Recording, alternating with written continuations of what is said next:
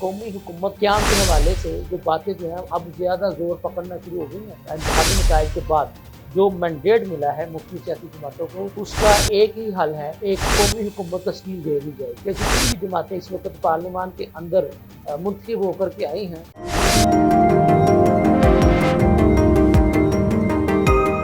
बिस्मिल्लाहिर्रहमानिर्रहीम। लम्हा न्यूज़ के साथ मैं हूं सिराज मलिक। नाज़रीन, कौमी हुकूमत के क़याम के हवाले से जो बातें जो हैं अब ज़्यादा ज़ोर पकड़ना शुरू हो गई हैं।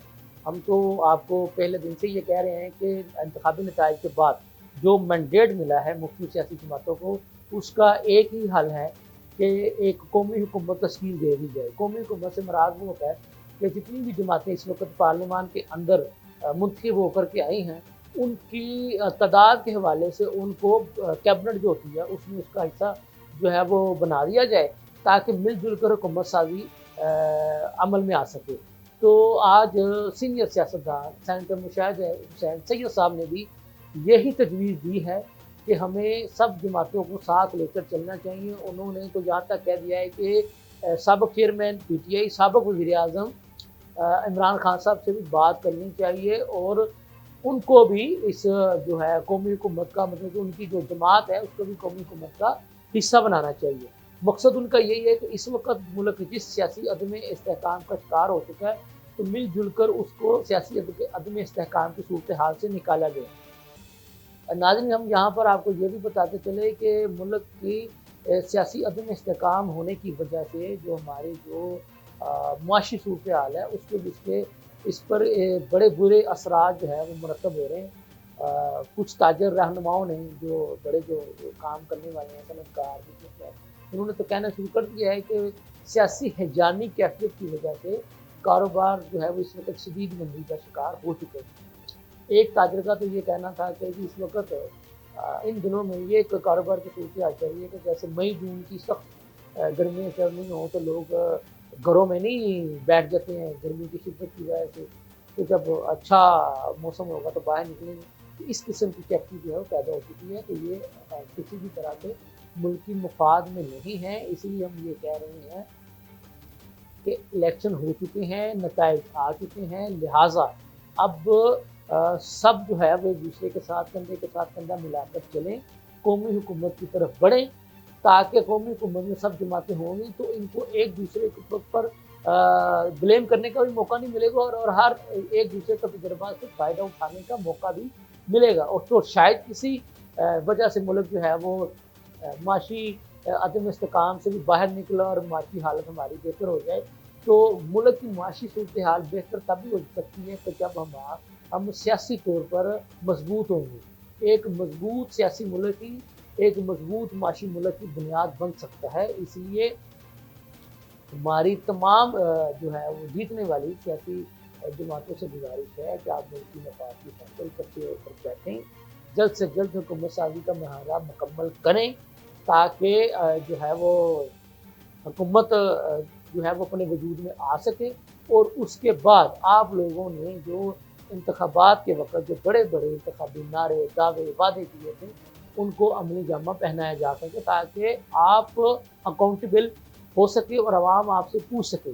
तो इस वक्त तो सोचना सूरत ये है कि इस वक्त जब मैं आपसे मुखातिब हूँ तो तकरीबन 7.5 रुपये फी यूनिट बिजली की कीमत बढ़ाने की खबरें जो हैं वो सामने आ रही हैं। तो गैस की कीमतों के बारे में पहले ही बता चुके हैं कि गैस के लोगों के बिल जो है वो किसी को 26,000, तो किसी को 37,000, तो किसी को 50,000 आ चुके हैं। लोगों की उतनी ज़राए आमदन नहीं है जितनी उनको गैस के बिल आ चुके हैं, और बिजली के जो बिल हैं उनकी कीमतें अलग से हैं। तो खुदारा अपने लोगों पर उतना जुल्म करें जितनी उनकी सख्त है। कभी आप कह देते हैं कि जी IMF की डिमांड है, कभी आप कह देते हैं कि जी ये जिनसे कर्जा लेते हैं उनकी डिमांड है। तो बाबा वो आपको ये तो नहीं कहते कि सारा इसका जो है वो चीज़ें जो हैं वो आप गरीबों से ही निकलवाएँ। ये अशराफिया क्यों नहीं करवानी है? अशराफिया से क्यों नहीं ये चीज़ें निकलवाई जाती? जो आप अशराफिया को एक तो बारी भरकम तनख्वाहें देते हैं, फिर उनको जनाब आप क्या कहते हैं, इसके अलावा मराहत भी दे देते हैं।